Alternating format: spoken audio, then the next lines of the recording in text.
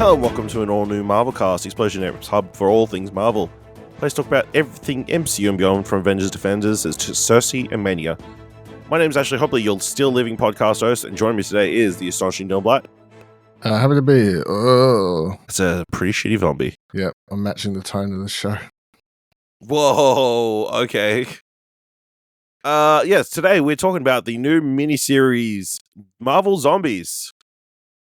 It just released on Disney+. So let's dive straight in. Please be aware we'll be freely discussing anything and everything about plot themes and ending of the season. So if you haven't watched it, come back later. With that said, let's talk about Marvel Zombies.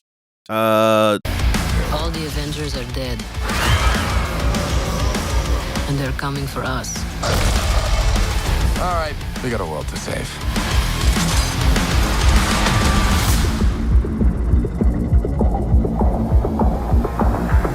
More.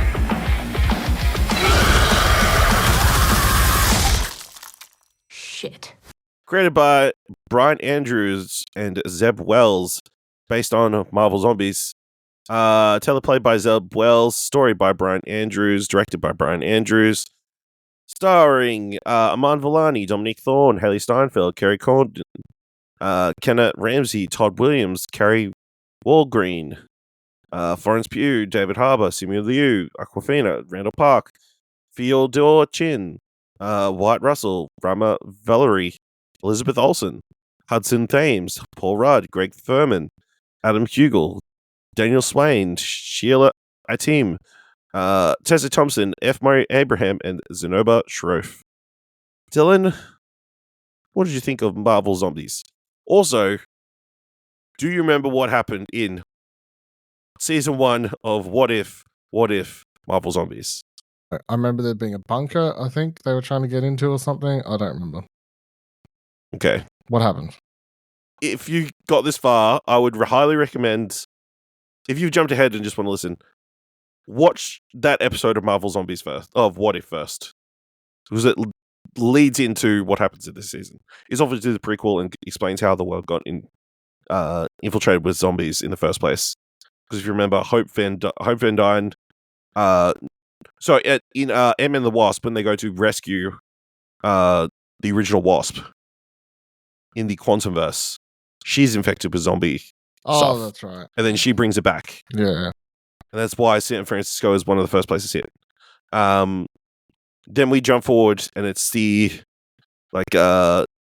Hulk is coming back after like the original opening of Endgame, where he gets taken from Thor's almost dying ship back to Earth, crashes into the Sanctum Tensorum, comes out, everybody's zombies, but he gets rescued by the Cape, Doctor Strange's Cape, and Spider-Man. And they proceed to band with a bunch of other survivors. They go to, I don't know, the original camp where Captain America first, where I thought it was going to be, what's his face? Doesn't matter. Anyway, they go to a camp. Vision's there because he can't turn into a zombie, but he has been keeping Scarlet Witch alive. And they escape Scarlet Witch with his Mind Stone, going back to Wakanda with the Black Panther. And then the cliffhanger for that episode is they show up and there's a zombified Thanos. Yeah. So that is heavily laid into. I was because I watched the first 2 episodes, I'm checking the cast list, and then I see something about Paul Rudd and him being Ant-Man in a head, and I'm like, I don't remember any of that, so I think I should probably go back and watch that episode. So I rewatched that after watching the second episode, which weirdly fit, because then these episodes played out. But yeah, Dylan, what do you think of the series then? I thought it was a struggle to get for. I don't think there's any real characters in this for me to care about. I didn't think this. I didn't care about the story. I didn't really care about anytime the series had moments or cast that I was enjoying seeing together, they would then proceed to kill off some of them. and then just have some big fight that was just like, imagine if there was a fucking zombified Captain Marvel and she's fucking fighting whoever, or imagine there's a fucking like I thought all of it. I really struggled. I was like, I don't really know why I care. And then by the end of it, where we got it's like the Queen of the Dead, Wanda Maximoff, and I'm like, I don't why this like just I really struggled to vibe with this at all. I think this is probably, I would easily rank this the worst Disney Plus Marvel series. Whoa, that is a bold choice. I thought it considering was bad. the standard. Yeah, no, I think this is this. I could not. The Okay. animation, I don't like the animation either. I didn't think the fights were engaging. They just use the exact same style as the What If stuff, but it doesn't make it. I know it's like, it's technically like, yes, that one episode took part, but then it just doesn't help it stand apart from that at all. It just looks like former episodes of What If. I don't know, man. Just whatever. I really enjoyed it. I had a good time. I connected, like, obviously Iman Vellani's Kamala Khan is like pushed to the center and is the character that you meant to root for the entire time. I can see it being a little bit formulaic, where each episode is like, we go to a new location, we add a couple of extra people, and a couple of people die, and then, you know, we still progressing the story forward. But, you know, I enjoyed cameos. I think this is probably the most creative stuff they've done with any of the new characters that they've introduced in this phase. You know, at least they're together, which is something we can't say we've seen very much of in this scene in a while. Anyway, you know, I thought there was some fun mashups and that kind of stuff. Like, I like this Blade Knight that we get introduced to. Blade Knight looks exactly like Mahershala Ali, and they've got an actor who sounds like Mahershala Ali, but it isn't. No, absolutely. Just in case. Yeah, I thought that was all fun. You know, and I thought it was a fun take on universe and all that kind of stuff. So I don't know. I don't know why you disconnected with it so much. Like, you know, I think one of the gripes I will say is I don't think everybody's performances were on the same level, which is rough. Like, clearly some people were only there for the very, very short time. And, like, people who were there, like, have multiple episodes worth of stuff to do like Iman Vellani and I mean, the other one who stands out, David Harbour. You know, I think they give some really good performances, especially David Harbour, who goes through several losses. You know, I thought they were really great. But, you know, someone like, you know, don't want to throw in a bus, but like Dominique Thorne, who's in like a couple episodes, or Hailee Steinfeld, they're not like giving their best work, you know? Or like, but, you know, it was a lot of fun. I you know, were there any particular characters who stood out to you in this series? Nobody. Oh, hey, don't ask me a question and then answer for me. What are you doing over there? You know? Yeah, Miss Marvel. Yes, I always enjoyed Iman Vellani. So you're right there. I enjoyed her banter and relationship with the other two girls at the start until we decided to kill them both off. Yeah, I enjoyed David Harbour. He can tell he's in it.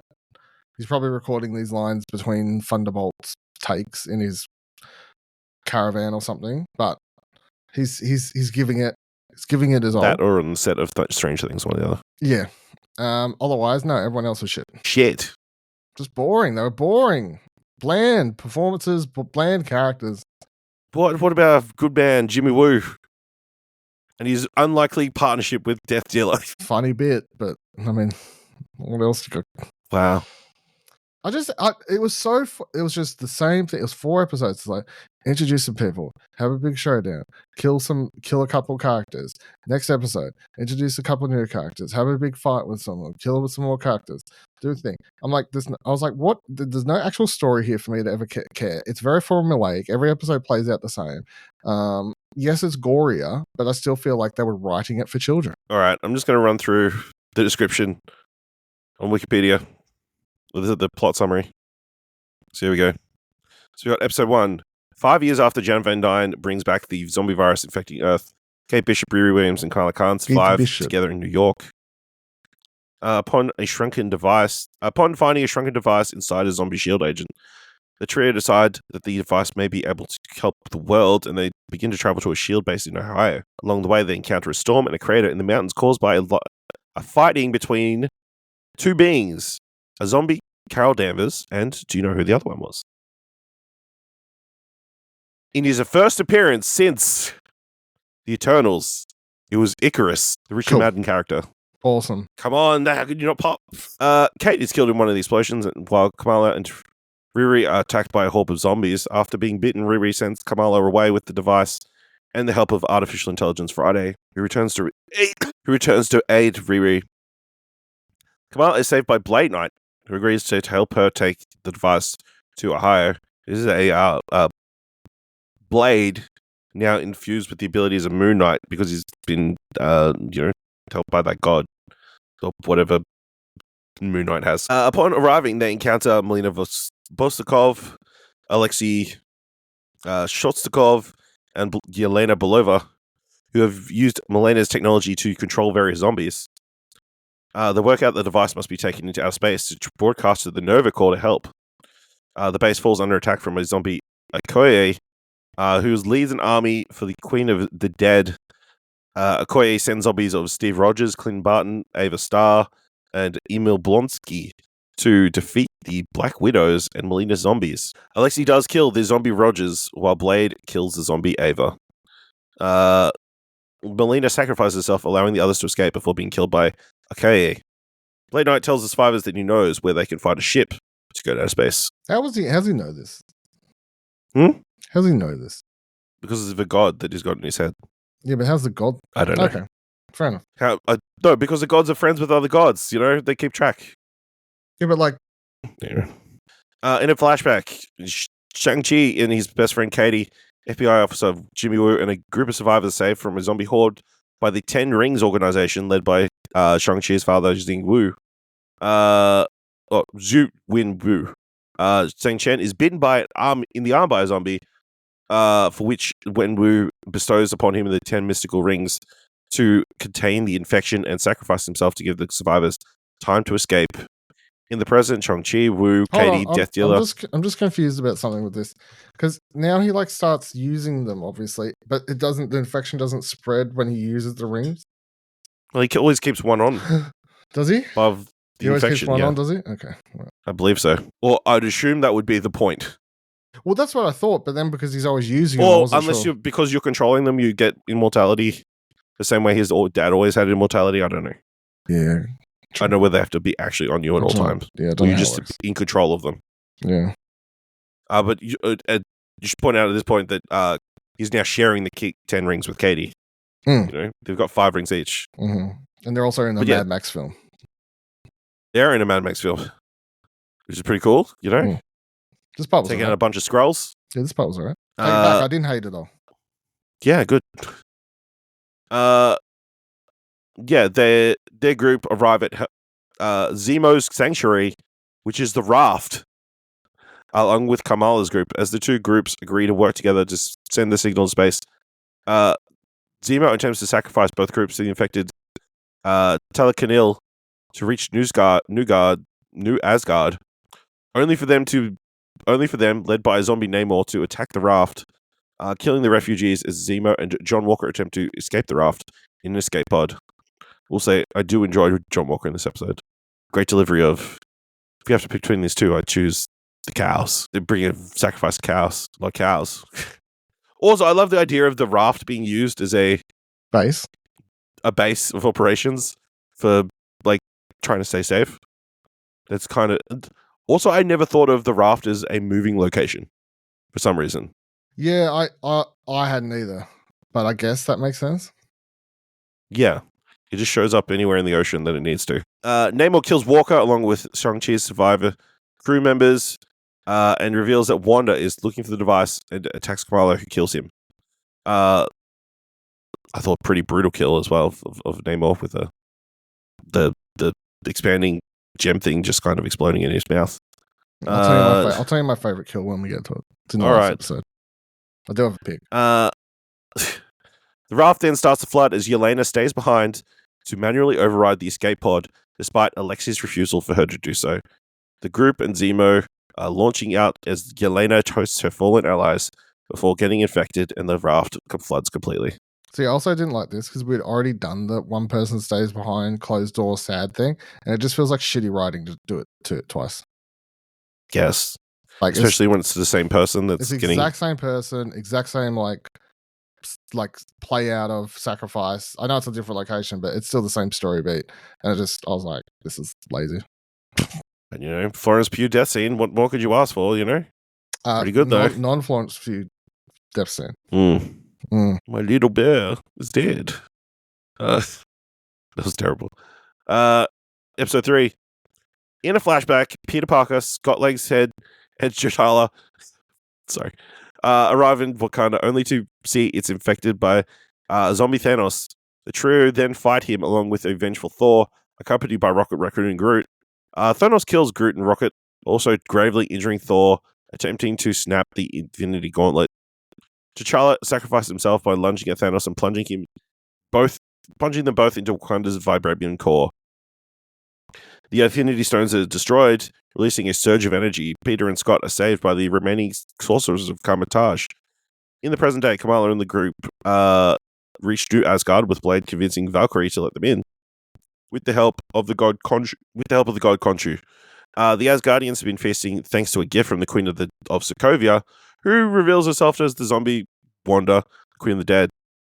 Food was actually zombie remains, turning the Asgardians and Alexei, who kill Simu, Wu, and the Death Dealer. The heroes flee while Thor fights the zombie queen, escaping in an Asgardian spaceship past the atmosphere where they activate the beacon. The Nova Corps immediately appears, revealing that Earth is under quarantine and no one is coming to help solve the outbreak. Depressing note, Dan. But also it's smart and like. I feel like the other thing I found, I don't know, interesting, I guess. Do you think it's a choice that they instead of having Moon Knight and being like, Moon Knight's character we can try and highlight in this, they're like, no, let's just put the god in Blade. Yeah, why not? I mean, I'm not saying that like why not? It's just it's still a choice to be like. Yeah, we could have shoehorned Moon Knight into this instead. Yeah. Yeah. I think the multiple personalities thing is the thing they were not wanting to. I think they just wanted a straighter person. Yeah. But they didn't want to commit to just Blade, so they're like, let's give him other powers. They're like, we don't want our first technically proper MCU appearance of Blade to be proper Blade. Yeah. It needs to be like a variant in some way. All right. Then we get to the final episode. The Nova Corps shoots down the spaceship, but the heroes are rescued by the Sorcerer's Kamar-Taj, who reveal that the energy of the Infinity Stones is being contained by the Hulk, who has become Infinity Hulk. The Queen of the Dead assembles her army and to deal with Infinity Hulk and take the raw power of the Infinity Stones for herself. The heroes arrive to help defend Hulk, but one by one they fall to the overwhelming hordes, which include those who were infected. Infinity Hulk unleashes a significant amount of his power to defeat the zombie Thor, allowing the Queen an opening to begin to seal his powers. She manages to convince Kamala to help her remake the world. After a blinding explosion of energy, Kamala wakes up, meaning Riri and Katie, with things seeming to have gone back to normal. However, reality flickers and the real Riri says she's hacked the system and that what Kamala is seeing is not real. Yeah, so I hated the ending because it leaves it open and it's like instead of just telling a contained miniseries full story in 4 episodes, we have to do a potential to do more if the series proves popular. I get it. It's business, baby, but also it annoyed me. And then I think the other thing that I just didn't like about the series full stop was, and by the time we got to this 4th episode, it was so much Infinity Stone shit. I was like, I'm just here for some Marvel Zombies, man. I don't need all this Infinity Stone. Like, I'm good. We don't need that. I think, obviously, the Infinity Stones allowed a universe reset. And obviously, Marvel Zombies 2 will probably be bigger, wider, with a wider cast. Because obviously they killed off a lot of people in the first season. Or the first What If episode. Or, like, explain them away. That kind of stuff. So with a series 2, which I fully expect them to pull it off, they could like use the entirety of the universe. You know what I mean? Full assembled Avengers array of characters, But yeah, I think it was a little bit of a cop out to end it the way that it did, But I don't know how you end a series like this. Is it just everybody's dead, or Oh no, just write a story. I Write a story. I thought it was cool. There's a lot of cool visuals, that kind of stuff of like Hulk just like taking out waves and waves of enemies, like with his infinity powers. So, did you have a favorite kill? Yeah, it was Ant-Man. Yeah, I enjoyed that fight because it was like interesting. Obviously, he's bouncing through the rings there at one stage, and Big Small and all that sort of stuff, and whatever else. And it was just the fact that he went to turn small and he just gets killed by the getting sliced in half. Hank Pym, you're talking about? Hank Pym, sorry. I'm like, yeah, sorry. No, because I'm like, and Ant-Man. Man. Let me clarify. Scott Lang going around as their head and like just flying through people's bodies was pretty cool. Hank Pym getting sliced in half. Yeah, I enjoyed that. I thought it was funny. Yeah. Any other thoughts? I guess. Yeah. No. All right. Let us know what you thought of Marvel Zombies. By finding us on social media by going to explosion.com/follow. If you want to help us out here at All New Marvelcast, leave us a review on Apple Podcasts or on Podchaser. Leave us 5 stars, and you can leave 5 stars or just tell people about the show. And if you want to help us out financially over at explosionnetwork.com, head over to explosionnetwork.com/support. Thank you very much for listening. The next thing on the Marvel docket is Wonder Man, which is set to release sometime in December. So be sure to check that out. Join us next time for another All New Marvelcast. Is it? Yeah, it is. Okay.